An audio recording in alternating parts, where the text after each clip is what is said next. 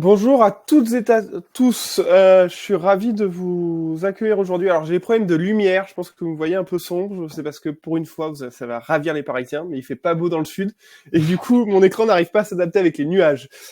Donc ça va un peu bouger, la lumière, si je bouge, etc. Donc je vais essayer de trouver le truc le mieux possible.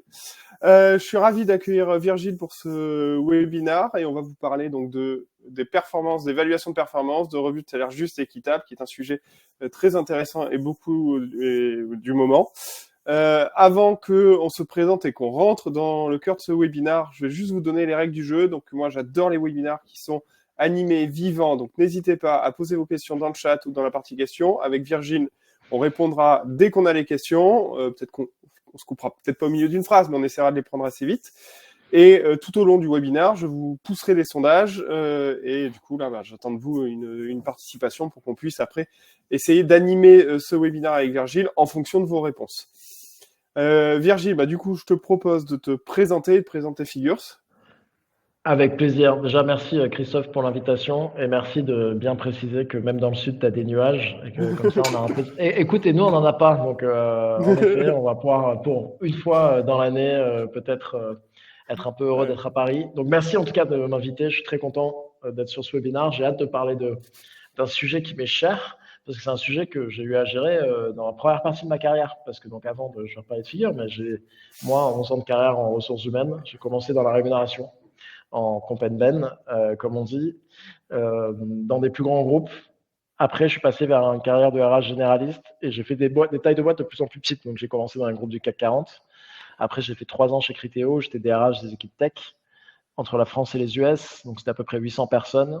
Et après, j'ai été DRH d'une petite start-up de plus de 50 salariés pendant 2 ans. Et après, j'ai décidé, il y a 3 ans, un tout petit peu plus de 3 ans, de créer Figure pour essayer d'amener l'outil que j'aurais rêvé avoir en tant que RH à l'époque. Donc, ça fait 3 ans sur Figure. On a un outil qui est spécialisé dans d'amener des données de marché le plus fiable possible aux entreprises et aussi, et on va en parler aujourd'hui, aider les entreprises à actionner ces données de marché pour créer des grilles de salaire et pour faire des revues de salaire justes et efficaces. Je crois que c'est des mots qu'on va pas mal utiliser aujourd'hui.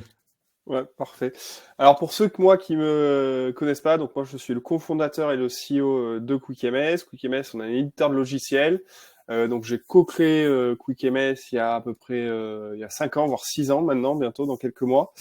Et on a deux cœurs de métier. Un métier qui est un outil de reporting RH dans lequel on peut du coup piloter les écarts de rémunération entre les femmes et les hommes et piloter toutes ces données-là. Et un outil de gestion d'entretien collaborateur-manager où on peut faire des revues de performance. Voilà pourquoi moi aussi je suis là et je suis ravi de parler de ce sujet avec toi.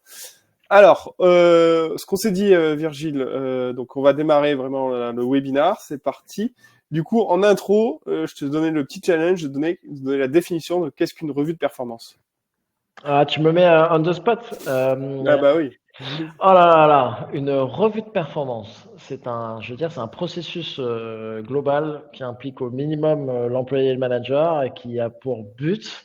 En plus, on l'a pas préparé, je tiens à préciser. Hein, donc, si je suis pas bon, je veux que vous soyez bon avec moi. Indulgent. Qui a pour but d'évaluer, voilà, c'est un peu nul, d'évaluer la performance de l'employé sur une période donnée par rapport aux attentes qui étaient placées envers cet employé et de lui communiquer ces résultats-là et idéalement d'en discuter ces résultats-là avec la personne concernée. Je suis comment là? Tu me donnes une note sur 10, Christophe? Comment ça se passe? Alors, le fond, t'es bon. Dans la fluidité du discours, à revoir. À mieux préparer la Ah, prochaine fois. yes, c'est ça. Je me retourne à l'école. Merci, Christophe. Voilà, non, mais c'est très bien. Allez, donc l'idée du coup, c'est que je vais vous mettre le premier sondage qui va faire un peu l'icebreaker. Je vous le publie maintenant, mais du coup, c'est faites-vous des revues de performance. Donc, est-ce que vous utilisez peut-être l'outil de l'entretien annuel pour faire cette revue? Est-ce que vous faites des questionnaires, etc. Donc voilà, l'idée, c'est est-ce que vous en faites vous dans votre entreprise? Moi, j'en fais chez QuickMS. Donc je vais mettre oui. Je sais pas si tu en fais chez Figures. Bien Et sûr. donc là, on a voilà, on est une cinquantaine connectés en live et on a déjà 33 votes. Tu vois, ça va vite. Et on est quand même face à un public d'experts. Il va pas falloir qu'on dise beaucoup de bêtises. Hein. Donc si jamais vous êtes pas d'accord avec nous ou vous voulez compléter nos propos, n'hésitez pas à le faire dans le chat. Mais donc, beaucoup de participants, là, ouais, on a 95% de personnes, donc on n'a vraiment que des experts avec nous.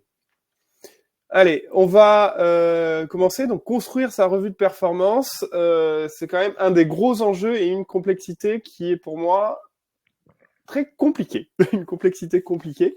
Parce que il faut arriver à déjà définir sur quoi on va baser cette revue de performance, et c'est pas juste sur il est sympa. Hein, on est d'accord, ça marche pas, c'est pas très fiable. La tête du client, c'est justement ce qu'on veut éviter quand on construit une revue de performance. Alors, avant de vous donner ce que je pense qui est les bons axes à prendre, en tout cas moi mes axes préférés, c'est peut-être pas que les bons, vous en avez peut-être d'autres. Et de récupérer un peu le témoignage et la vision de Virgile, je vais vous publier un autre sondage sur qu'est-ce qu'on met dans une revue de performance.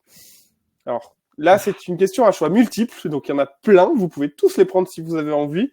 Il y a une petite blague au milieu, on verra s'il y a des gens qui sont joueurs pour cocher la petite blague. Mais il y a, voilà, donc on va prendre 2 minutes pour que vous lisiez tous les choix. Et donc il y a des choix évidents, des choix un peu moins évidents. Et moi je vous mets. On a quand même un 4% pour le baby-foot pour l'instant. Je sais pas si on doit s'en réjouir ou s'en inquiéter. Non, mais je pense que c'est pour les gens qui sont bons joueurs sur la petite blague. Après, il y a des choses qui sont quand même assez compliquées à définir, et c'est aussi ça qui va être compliqué. Bon, est-ce que là, on commence à avoir pas mal de votes, 34 votes, les gens sont en plus ils sont très efficaces en ce jeudi matin. Je pense qu'on va pas être étonné, Virgile, de la première place de l'atteinte des objectifs. Donc c'est normal, c'est je pense le premier élément qu'on peut mettre dedans. Si objectif, oui. Donc après, suivi de près par les montées en compétences. Alors, et là, ça devient déjà plus complexe à évaluer, parce que les objectifs, c'est quand même, si on le fait bien, assez simple. Et puis je vous donnerai quand même quelques astuces pour que ça soit mieux géré. Évaluation du manager, donc la note du manager. Et après, je suis étonné de le voir arriver si haut dans la grille, je sais pas toi, mais l'alignement avec la culture d'entreprise. Moi, je suis pas aussi étonné que toi, pour le coup. Je suis plus étonné de la montée en compétence dans l'évaluation de la performance, mais c'est un peu ma conviction perso. Mais alors je suis peut-être pas étonné, mais je suis agréablement surpris, on va dire. Oui, alors moi je suis raison, je trouve ça assez génial. Moi, la grosse difficulté avec l'alignement avec la culture d'entreprise, c'est la capacité à l'évaluer de façon intransigeante et équitable, qui est quand même beaucoup plus compliqué.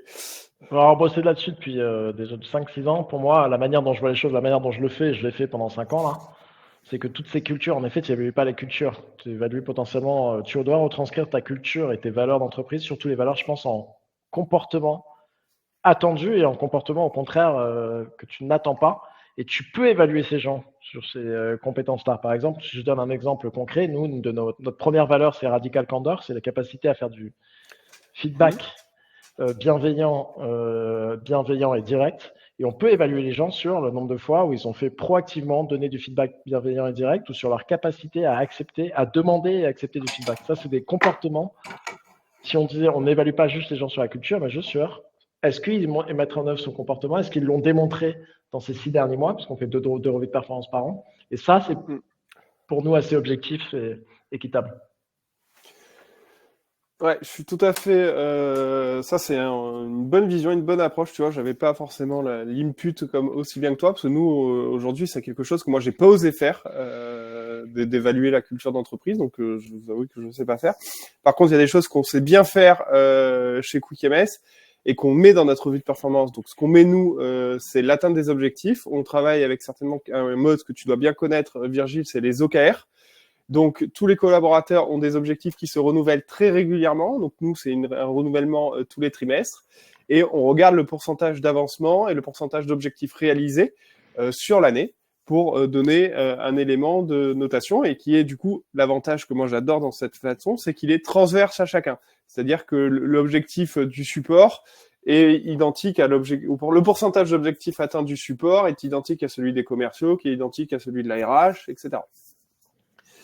Ce qu'on nous on met aussi dans nos évaluations de manager, dans notre revue de performance, c'est l'évaluation de manager, c'est la note que le collaborateur reçoit de son manager de manière générale. On met, et moi, un élément qui, je trouve, est très bas dans notre sondage, mais l'évaluation de l'équipe aussi. On demande à noter le collaborateur par les collègues, savoir comment noter autour de l'implication, de l'apport à l'équipe, etc. Et là où c'est plus compliqué, parce que c'est vraiment à prendre avec des pincettes, c'est la montée en compétences. Donc nous, on fait des évaluations de compétences qui aident à la revue de performance et de l'augmentation de salaire en évaluant tous les trimestres et en regardant le progrès avant-après. Mais c'est des sujets qui sont assez complexes. Mais voilà, nous, on a ces 4 axes-là. Alors, dans une revue de performance, pour moi, vous pouvez mettre presque tout ce que vous avez envie. La plus grande complexité, c'est d'arriver à donner des bonnes règles et transparentes et bien équitables sur chaque axe. Je sais pas si tu veux compléter un petit peu le sujet. Non, en fait, moi je suis assez aligné avec toi. Le seul truc que j'ajouterais qu'on fait et que je pense que tout le monde devrait faire, c'est en plus de l'évaluation par les pairs, c'est pour les managers, de l'évaluation du manager par ses direct reports sur quelques critères importants pour que les managers n'aient pas que un pouvoir mais qu'ils aient aussi des responsabilités envers leurs équipes. Même si cette forme d'évaluation elle est très saine, je pense que ça augmente la pression sur les managers et je pense que c'est un sujet d'un débat différent. Et il y avait une étude de Gartner qui est sortie récemment qu'un des 3 tendances de fond des RH actuels, la première tendance de fond, c'est la difficulté des rôles des managers et le manque d'accompagnement dont ils souffrent. Et donc ça vient leur mettre de la pression, mais je trouve que c'est très important pour les managers qu'ils soient aussi évalués par leur direct report sur leur capacité à les faire grandir, à leur donner du feedback, etc. Alors tout à fait, que quand c'est un manager reçoit, s'il a un manager reçu la note de son manager, mais aussi la note de ses équipes dans notre revue de performance. Mais après, ce qui est compliqué, c'est que en fait, c'est un axe qui n'est pas commun à tous les salariés. Donc si on veut faire une revue de performance équitable, pourquoi rajouter un critère au manager? Alors même si c'est extrêmement important d'évaluer le manager. Et moi, ce que j'aime bien, c'est quand c'est tout le monde a le même axe et après, du coup, on peut définir une note globale et une répartition globale. Alors on a un peu des commentaires, si tu vois Virginie dans le chat. Elodie, elle disait sur le cycle de fin d'année, nous, on le fait 2 fois, on fait 2 cycles dans l'année de revue de perf et c'est inclus le manager upward feedback, en effet, Elodie, dans ces 2 cycles-là.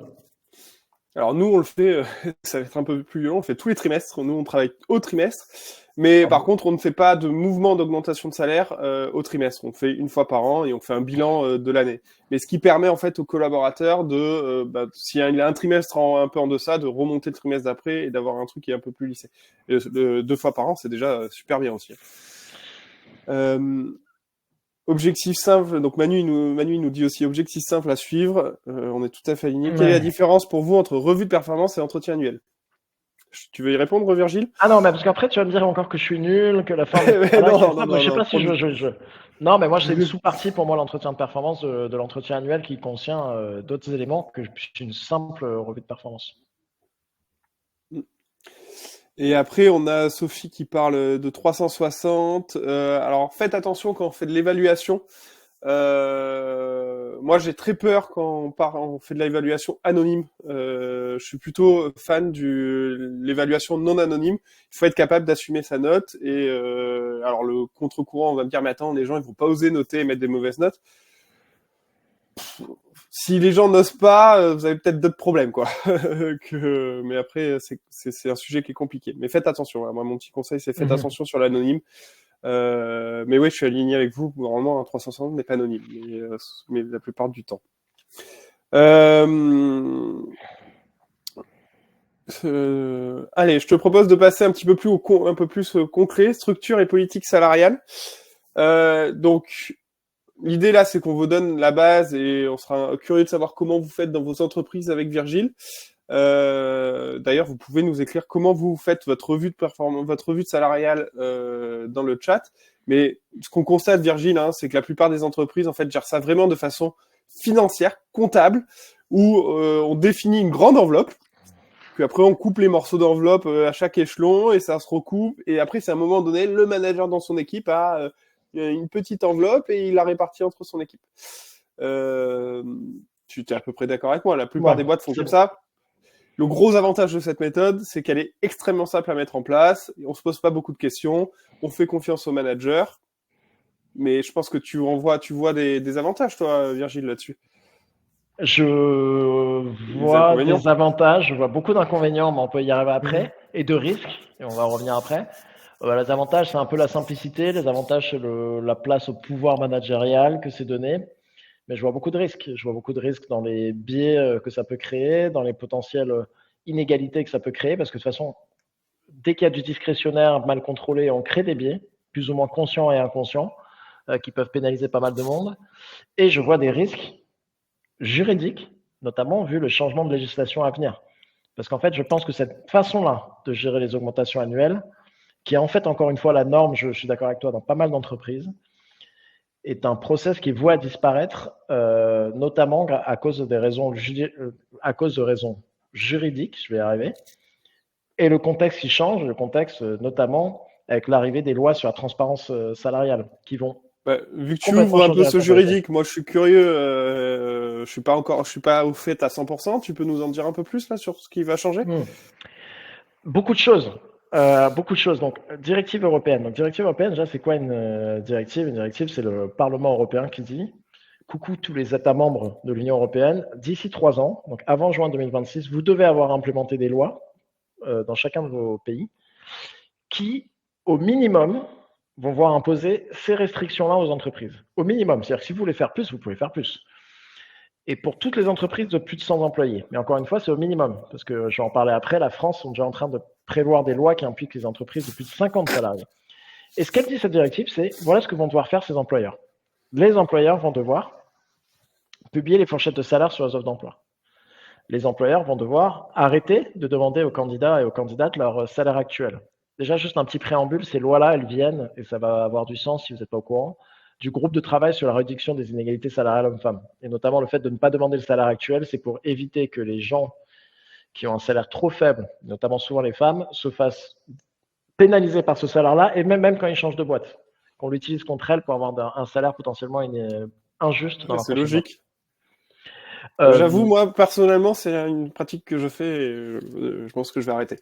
Ouais, il faut. Et même de toute façon, au-delà de la loi, il n'y a aucune raison valable de le faire. On peut demander les prétentions, mais le salaire actuel, normalement, il n'y a aucune raison Mm. valable de le faire.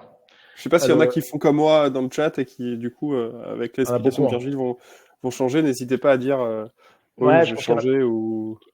qui le disent ou pas, je pense qu'il y en a pas mal qui le font. On Mm. arrive dans les trucs aussi intéressants là maintenant. Les trucs les plus intéressants qui vont faire le lien avec les obligations de changer son process de revue de salaire. Deux éléments. Un, droit à l'information des salariés qui vont avoir le droit d'exiger de leur entreprise comment est-ce que je suis payé comparé aux gens qui font un travail similaire dans l'entreprise. Et l'entreprise aura 2 mois pour répondre.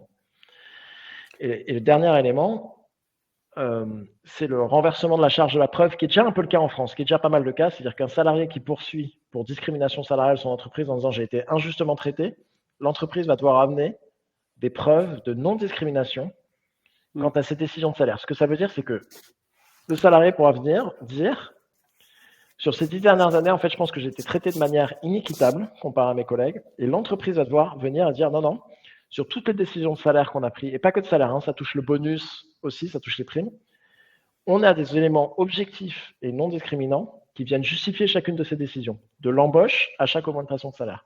Et donc, tu vois peut-être venir le truc, Christophe. Ouais. Si moi, je suis un de tes salariés, je viens de te dire, en fait, Christophe, tu m'as traité de manière inéquitable, la dernière augmentation, j'ai été discriminé, et que toi, tu dis, et que je veux dire, tu dois justifier de cette augmentation face à un juge, et que tu dis, bah, le manager, il avait un budget, je sais pas, il a fait ce qu'il voulait, ça va être Ouais. compliqué de prouver que c'est pas discriminant. Donc, en fait, Mm. le futur de demain va imposer à toutes les entreprises, pour s'aligner avec cette directive européenne, et Sophie est en train de le dire, on va y venir, de justifier toutes ces décisions de salaire, de l'embauche jusqu'à la revue de salaire. Et donc, toutes ces revues de salaire, ça va être la fin. Enfin, pour les entreprises qui ne veulent pas courir un risque énorme au niveau déjà juridique et même réputationnel, c'est un peu la fin du processus de revue de salaire méga discrétionnaire. On vous donne un budget, chacun fait sa sauce. Il y a un manager qui va donner 3% à toute l'équipe parce qu'il n'a pas envie de se mouiller. Il y en a un autre qui va donner 10% à quelqu'un et 0% à ses 3 collègues. Ça va être fini. En tout cas, il vaut mieux que ce soit fini dans vos entreprises dès maintenant. Et je dis dès maintenant, hein, parce que la loi, une fois qu'elle sera en place, ce que dit la directive, c'est que tout salarié pourra attaquer l'employeur pour des décisions historiques. Donc c'est pas, vous n'avez pas, j'ai 3 Ah oui, ans, donc je peux faire ce que je veux. avec les 3 ans de rétroactivité possible au prud'homme. Ah ouais, et en fait, c'est un risque qui est énorme. Et donc, il va falloir structurer ces revues de salaire, si c'est pas encore le cas. Et donc, il va falloir les baser sur les éléments objectifs et non discriminants. Mon point de vue, il va y avoir plusieurs manières de le faire. L'évaluation de la performance doit en être un. Et donc, Sophie a raison. Je pense que beaucoup d'entreprises, comme nous on le fait, comme je le fais historiquement, et c'est un peu ma conviction, qui se basent sur la revue de performance pour faire des augmentations, vont utiliser ça comme un élément objectif non discriminant qui justifie les augmentations de salaire. Et tu vois là, juste en plus, un élément que j'avais pas, parce qu'on en avait un tout petit peu parlé, c'était le fait que, en fait, on va obliger presque les boîtes à faire de la transparence sur les salaires, alors qu'aujourd'hui, la plupart des boîtes le font pas. Nous, on le fait chez CookMS et on me prend un peu pour un fou. Et je vous avoue que ça amène des enjeux et des complexités qui sont différentes, mais au moins on en parle et on gère. Et on trouve les éléments pour justifier les potentiels écarts. Hein. On fera jamais des heureux à 100%. Donc on a Sandrine qui nous dit fixer des guidelines pour pouvoir répondre à une contrainte financière ne semble pas contradictoire. Pas du tout. C'est pas ce qu'on dit, Sandrine. C'est pas du tout ce qu'a dit Virgile. Il a dit qu'il faut être capable de répartir l'enveloppe de façon équitable et non discriminatoire. Pas juste, en fait, chacun fait ce qu'il veut avec un pourcentage, quoi. Et tu vois, Christophe, ce que tu as dit juste avant, c'est ce que je dis maintenant à tous les responsables RH, responsables rémunération. Leur nouvelle guide, la nouvelle chose, quand il s'agit de la rémunération, ce qu'il va falloir garder en tête, c'est comment toutes les décisions que je prends, je dois pouvoir les justifier et les expliquer demain. Et si mon explication fait, je sais pas, le manager avait un budget, il a fait comme on veut, en fait, juridiquement, ça va être un risque. Mais même, encore une fois, tu l'as dit, c'est un changement de paradigme. C'est pas juste une loi, c'est un changement de paradigme où la rémunération était une boîte noire historiquement. Les employeurs n'avaient pas trop de comptes à rendre à leurs employés ou même aux candidats. Ça va complètement changer demain. Ils auront des comptes à rendre et donc il faut se préparer à pouvoir justifier de tous ces changements-là. Et donc, c'est la notion de justification est super importante.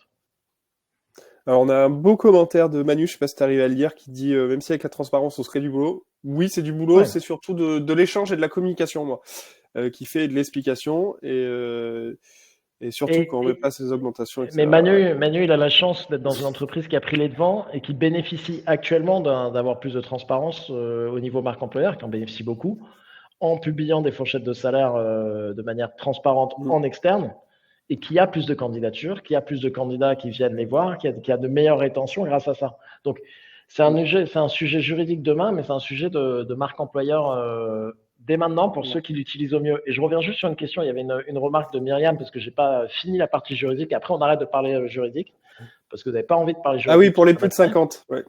Ouais. Donc moi aussi, ça m'intéresse. C'est une bonne illustration de ce que c'est une directive. Donc, ce que j'ai dit, c'est que l'Union européenne dit que ça doit s'appliquer au moins aux entreprises de plus de 100 personnes d'ici 3 ans. Qu'est-ce qu'elle a annoncé, Elisabeth Borne, il y a 3 semaines? La refonte de l'index EGAPRO dans les 18 prochains mois, et notamment pour prendre en compte les nouvelles mesures de la directive qui incluent l'obligation pour les entreprises de publier les écarts de salaire hommes-femmes de manière transparente. C'est-à-dire que l'écart, toutes les entreprises de plus de 50 vont devoir publier dans le futur index EGAPRO l'écart entre le salaire moyen homme et l'écart entre le salaire moyen femme. C'est quelque chose qui est en place en Angleterre pour les boîtes de plus de 250 depuis 2-3 ans. Et ce qui est intéressant, 2 choses. C'est beaucoup plus lisible que l'index EGAPRO. Parce est-ce qu'on est réaliste 2 minutes? Personne ne comprend l'index EGAPRO. Aucun candidate ne le comprend, ne va le voir. Il y a moyen, et certains le savent très bien ici, d'améliorer son index EGAPRO de certaines manières. Demain, quand on affiche la différence entre le salaire des hommes et le salaire des femmes dans la boîte, c'est quand même bien plus compréhensible par candidat et candidate. Donc, ça va mettre beaucoup plus de pression sur les entreprises. Nous, l'index EGAPRO, on le calcule pour nos clients. Et aujourd'hui, oui, il y a effectivement des règles pour améliorer sa note. Il y a des petits trucs et astuces.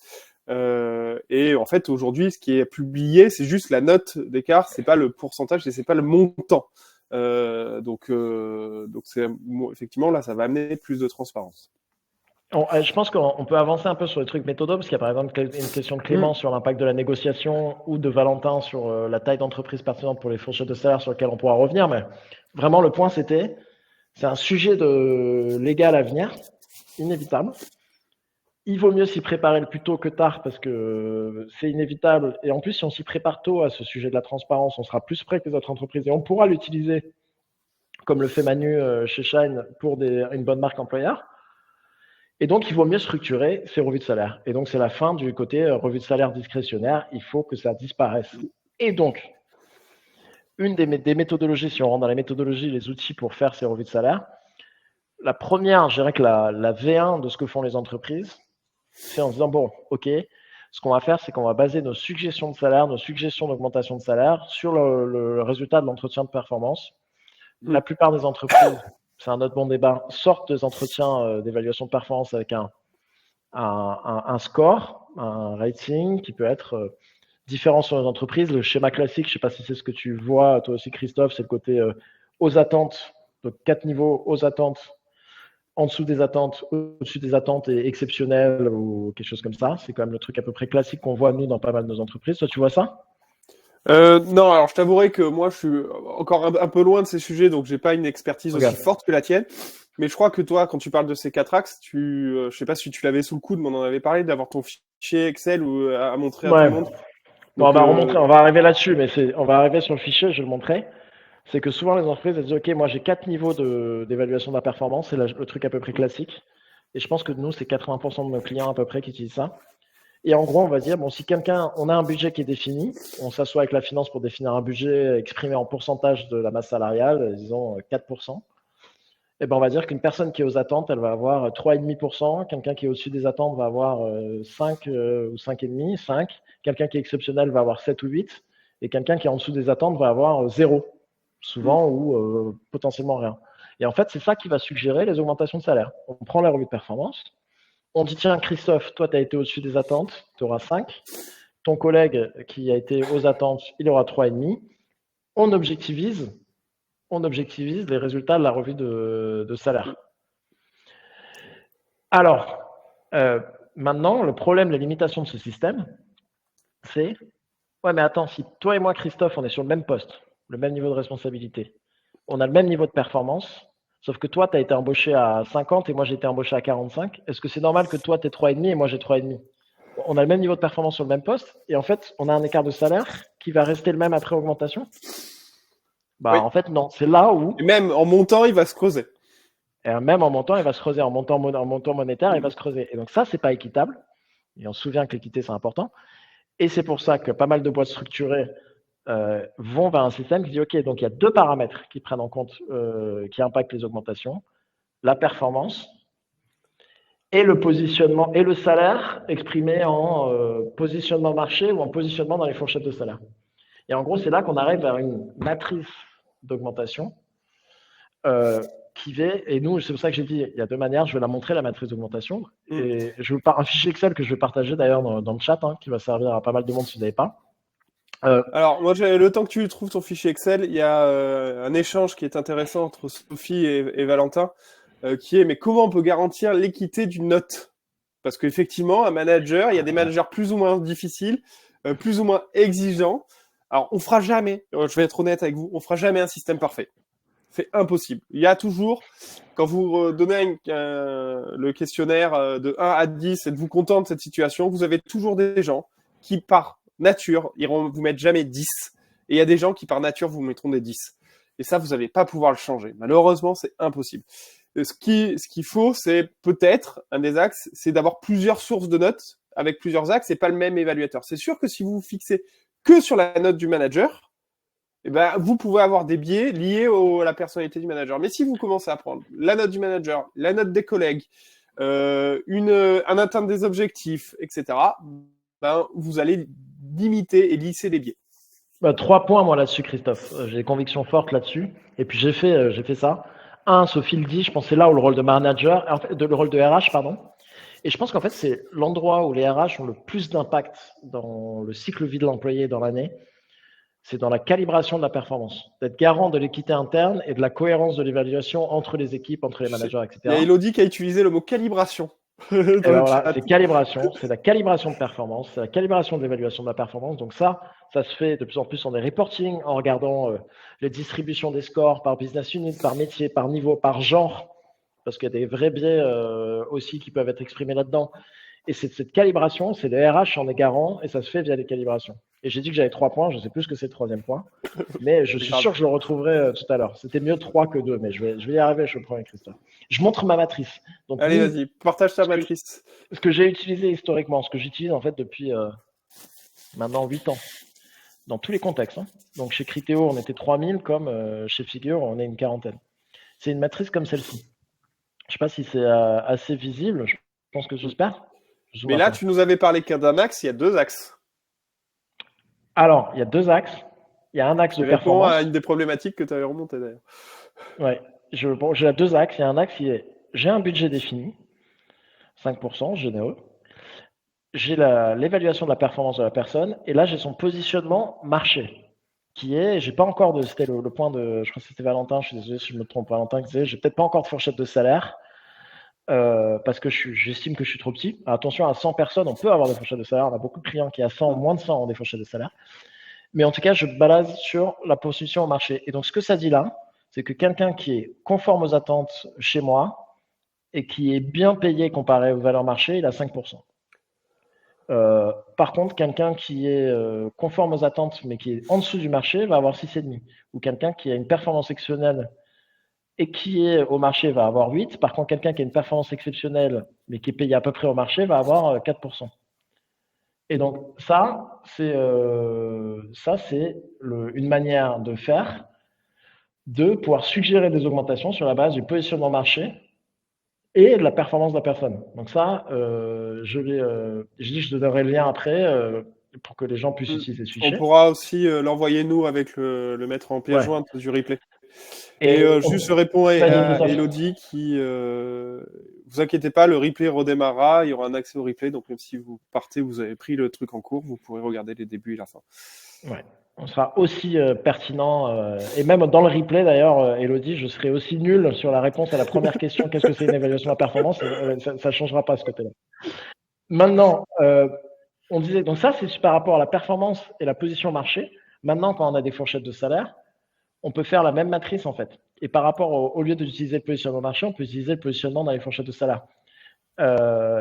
Pernel dit comment tu as créé tes coefficients par rapport à l'alignement par rapport au marché. En fait, c'est là où tu dois prendre tes sources de données marché comme figure et dire moi je pense que la personne elle est senior, responsable marketing senior, et je me compare au responsable marketing senior du marché par rapport au responsable senior marketing senior, elle est plus ou moins là.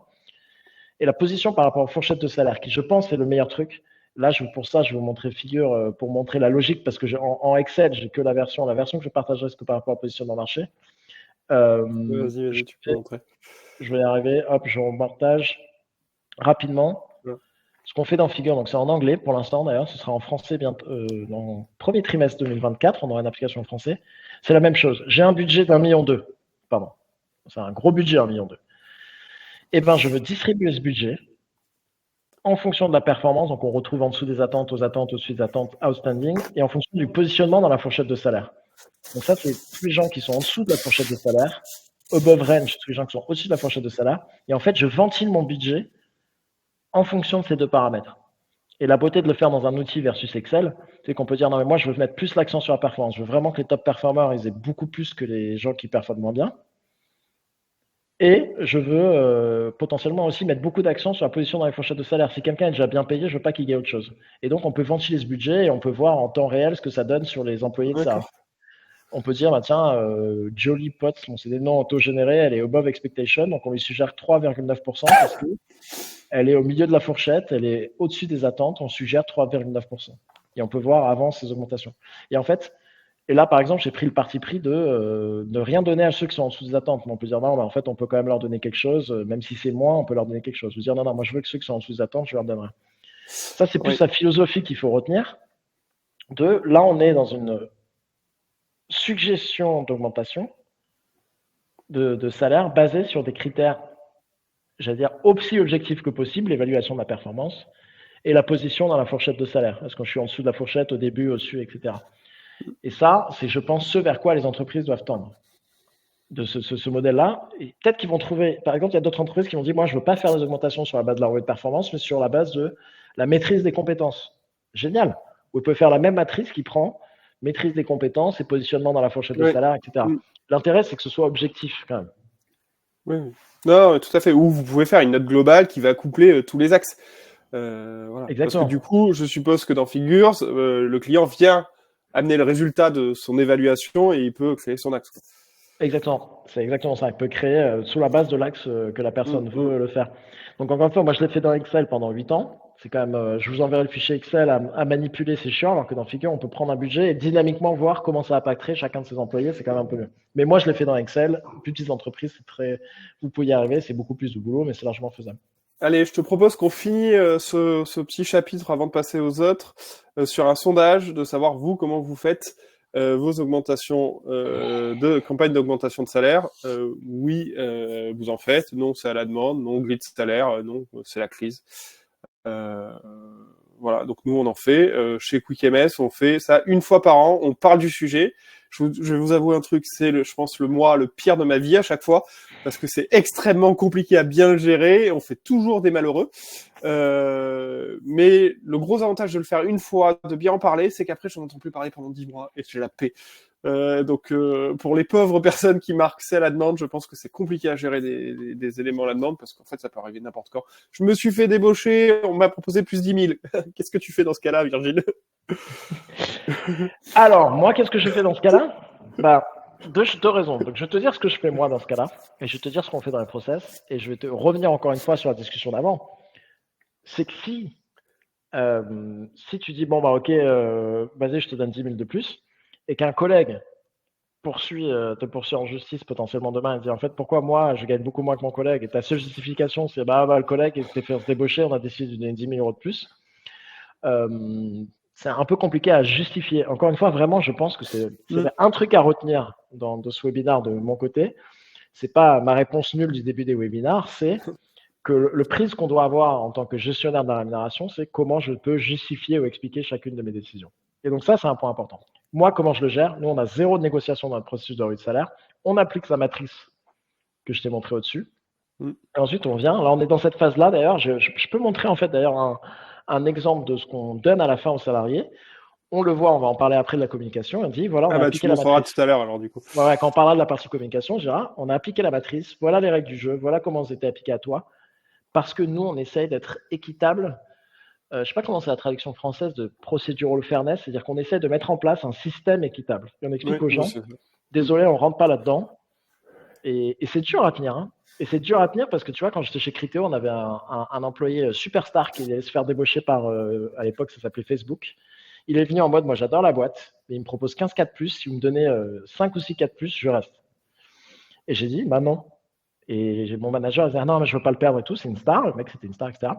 Et lui, il est venu et il m'a dit, mais en fait, Virgile, tu dis que tu es RH, que tu es là pour les gens et tout. En fait, tu es un robot, tu viens appliquer un système, tu es un robot, genre, t'as pas de cœur. Et c'est vraiment l'application d'un système. Et ce que j'avais expliqué à. J'ai failli dire son prénom, mais. À ton manager? Non, à son manager juste, en fait, ouais. c'est le bien général. Le bien général dépasse le cas individuel. Et des fois, ça va être dur, il faut être capable de sacrifier, je ne vais pas trop sacrifier, il a très bien gagné sa vie, il a fait une très belle carrière, ce cas individuel pour le bien général, parce qu'on veut être juste et équitable de manière générale. Oui, nous, alors moi, c'est bien connu dans la boîte qu'en fait, il n'y a pas d'augmentation de salaire hors des périodes d'augmentation, peu importe la raison.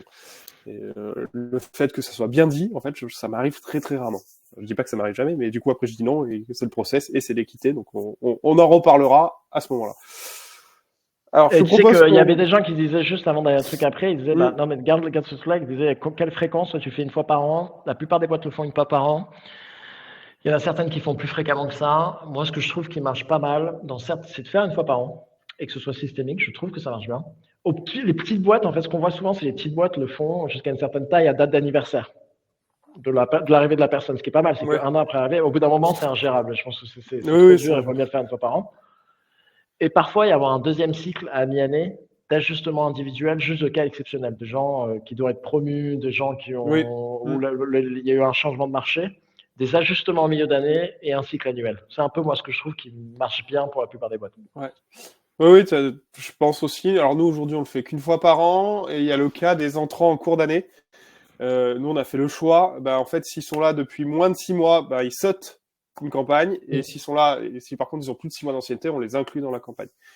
Voilà, pour essayer d'avoir un truc qui ne dure pas trop longtemps pour ceux qui rentrent en début d'année, quoi, et qu'ils n'aient pas 2 ans à attendre, quoi. Alors, donc on passe sur la partie astuces sur les annonces et les méthodes des enjeux. Donc là, l'idée, c'est d'essayer de vous donner un petit peu un retour d'expérience de ma part et de Virgile sur comment annoncer une mauvaise nouvelle, parce que annoncer à quelqu'un qu'on lui donne l'augmentation qu'il veut, il y a pas de problème. Je pense que tout le monde sait le faire, il n'y a aucun problème. Le problème, c'est d'amener la mauvaise nouvelle et de répondre à qu'on a non aux collaborateurs. Voilà, la dernière fois que j'ai fait ça, j'ai eu le droit à un arrêt maladie le lendemain, il est plus revenu, et il est resté 9 mois en maladie, et là, il vient de me demander une rupture conventionnelle. Donc, je l'ai apparemment pas bien fait, ce coup-là, mais de toujours ce que j'ai essayé de faire, ce qu'il faut essayer de faire, c'est de justifier l'élément, de justifier la décision. Donc, d'expliquer en quoi c'est la décision que prend l'entreprise et le manager est juste. Moi, entre parties, ce collaborateur avait quand même dit dans sa demande d'augmentation que pendant 3 mois, il avait été au ralenti. Compliqué d'augmenter quelqu'un quand pendant 3 mois sur l'année, il était au ralenti, mais que depuis 3 mois, ça allait beaucoup mieux.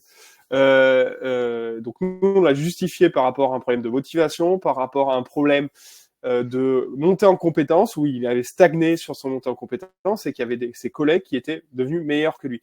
Et donc, voilà, mais que on avait confiance en lui, on savait qu'il allait se reprendre et que l'année prochaine, on allait. Bon, dans ce cas-là de figure, ça n'a pas bien marché. Mais voilà, le gros enjeu, c'est d'arriver à ramener le niveau attendu du collaborateur à un niveau compréhensible par le collaborateur et acceptable.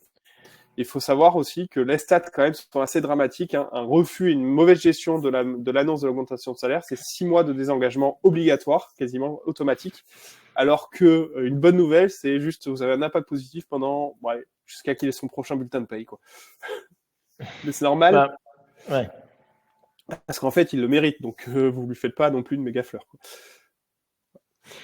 C'est marrant parce que tu as utilisé le mot mauvaise nouvelle et après tu as ramené ce qui était vraiment une situation, je pense, difficile. Mais ce qui est intéressant dans l'expression mauvaise nouvelle, c'est que comme souvent dans ce s'agit de communication, c'est la perception. Parce que ce que toi tu peux penser être une bonne nouvelle peut être perçu comme une mauvaise nouvelle. Tu vois, on a un cas on est en train d'annoncer les résultats de la revue de salaire. On a quelqu'un qui a eu 25% d'augmentation sur l'année parce qu'on a défini des fourchettes, on a mis en place une grille de salaire. Donc, je fais écho à Valentin.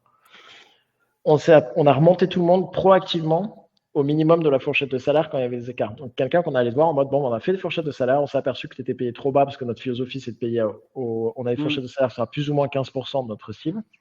On a augmenté la personne. Là, on vient de l'augmenter que sur la base de sa performance, elle va avoir encore une augmentation. En tout, c'est quelqu'un qui a eu quasiment 20%, je crois plus de 20%. Ce qui est gigantesque, qui est incroyable et qui est le plus gros de la boîte. Et la personne nous dit non, en fait, moi, je suis pas au milieu de la fourchette, je comprends pas pourquoi je suis pas au milieu de la fourchette, je suis super déçu. Et donc, tu vois, donc toi, tu penses venir annoncer une bonne nouvelle, et en fait, tu t'es perçu comme une mauvaise nouvelle. J'ai 2 points là-dessus. Le premier, c'est que si on rezoome sur ce sujet, je ne sais pas si vous avez vu comme je fais vachement bien le zoom arrière là, même physiquement, sur le sujet de la transparence des salaires et l'ère à venir de la transparence des salaires. En fait, il va falloir de plus en plus justifier ces décisions. Et il va y avoir beaucoup de mauvaises nouvelles. Parce que j'avais vu passer une étude récemment, j'aurais pu la retrouver là-bas, qui disait qu'en gros, 80% des gens s'estiment au-dessus de la moyenne.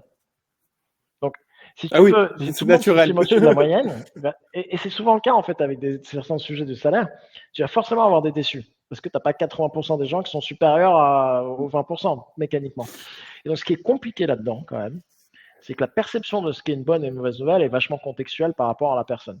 Donc, ça veut dire qu'en fait, même en cas de bonne nouvelle, quel que soit, il faut structurer l'annonce de manière à ce que ça se passe le mieux possible, je pense, en rappelant le contexte, en rappelant les informations, en rappelant le processus.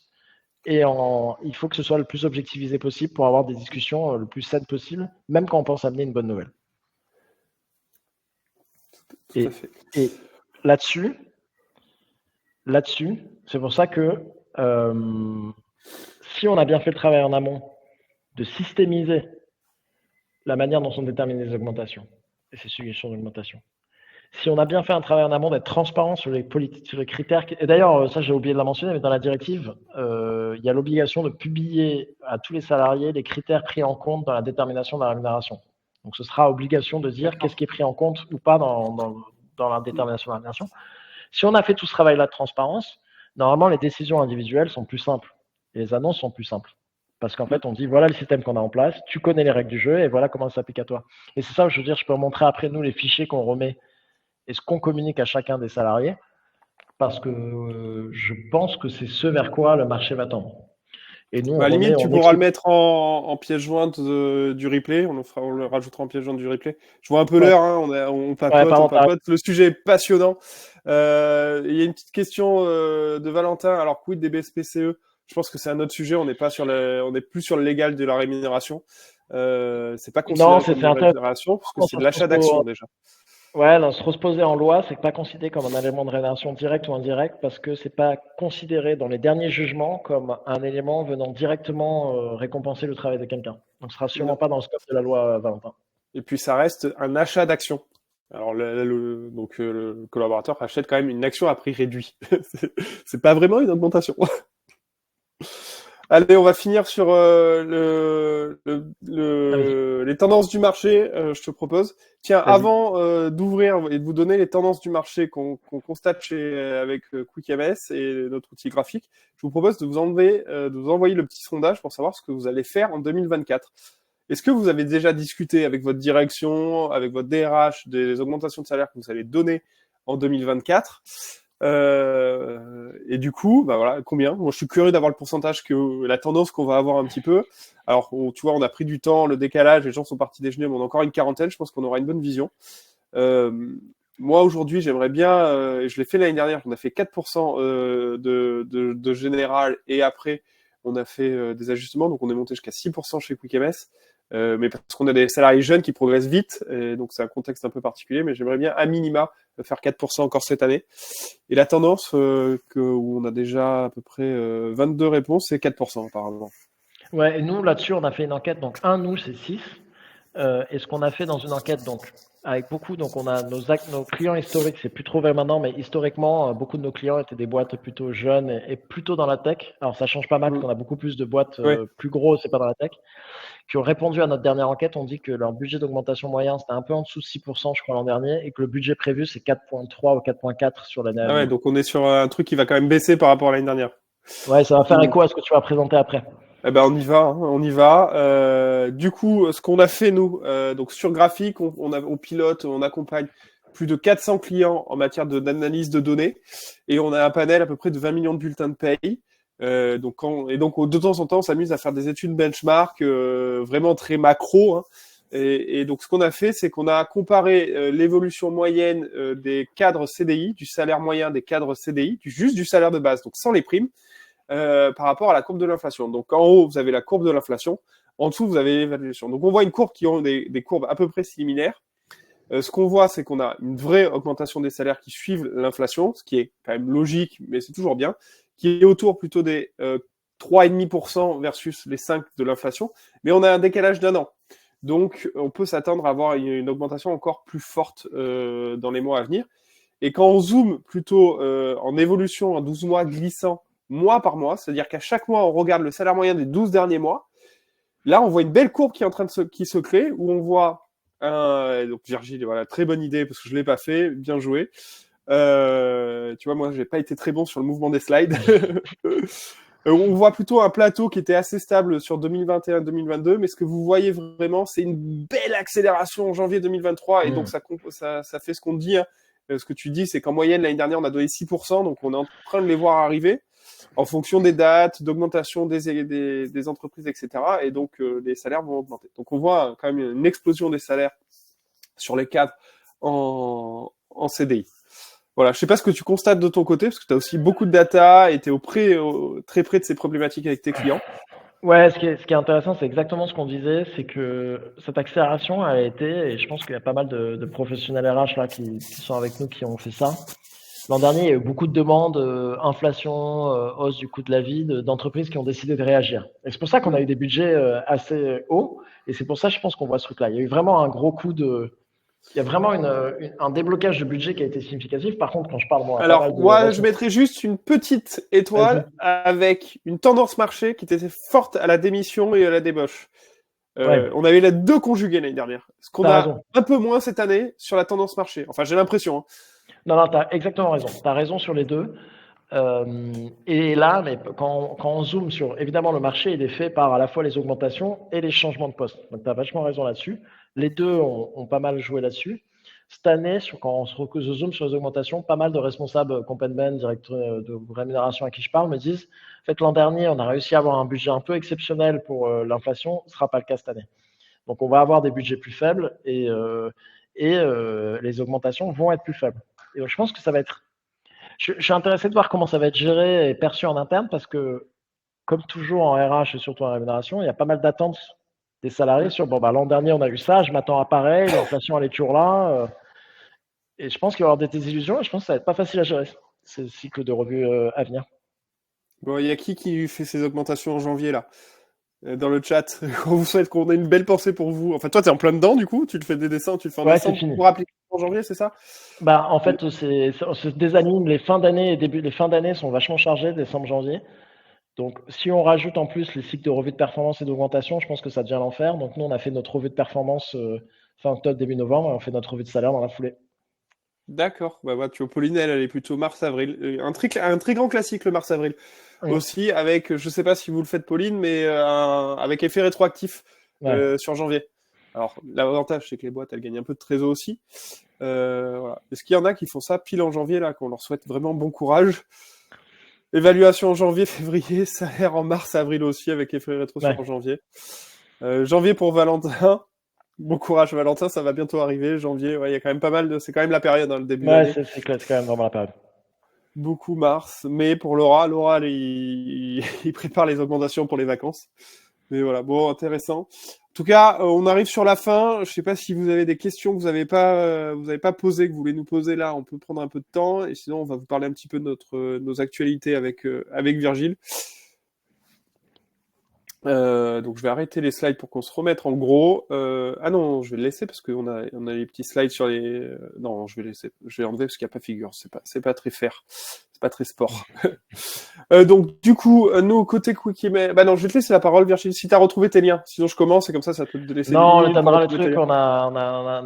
Malheureusement ou heureusement, 3 webinaires la semaine prochaine. On en a un notamment qui est vachement intéressant qu'on fait avec Mixity avec la Française des Jeux sur comment ils ont mis en place des actions pour améliorer la diversité homme-femme, l'égalité homme-femme, et notamment en zoomant sur des mesures qu'ils ont prises autour des salaires. Donc Mm. ça va être assez intéressant. Je crois que c'est jeudi prochain.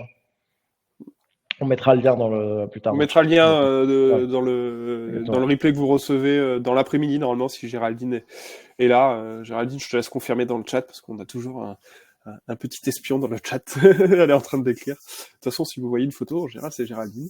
Nous, on a moi, mon prochain webinaire que j'anime, j'en fais un petit peu moins en ce moment avec que Virgile, mais je crois que c'est à peu près. Géraldine, tu nous mettras le lien, mais à peu près le 14 décembre de mémoire, où en fait, on a participé, on a témoigné dans un livre qui est Startup Scale-up RH, réinvente l'innovation RH avec Pierre Monclos et Michel Barabel, et je les reçois pour qu'on décrypte un petit peu Trop les bien. tendances qu'on fait chez QKMS, qu'on compare un petit peu avec ce qu'ils ont appris.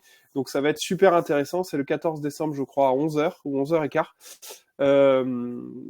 Ouais, je me demande si toi, t'as pas participé à ce livre, Si, Virgile j'étais dans aussi. le livre aussi. Le livre est génial. Donc le Mm. webinar va l'être à mon avis aussi. C'est trop bien que vous receviez les deux. Génial. Ouais, c'est super. Et voilà, donc si vous connaissez pas le livre, je vous conseille parce qu'il est très pratico-pratique sur plein d'aspects Mm. innovants des RH. Et c'est sans prise de parti, c'est vraiment très actionnable ou pas.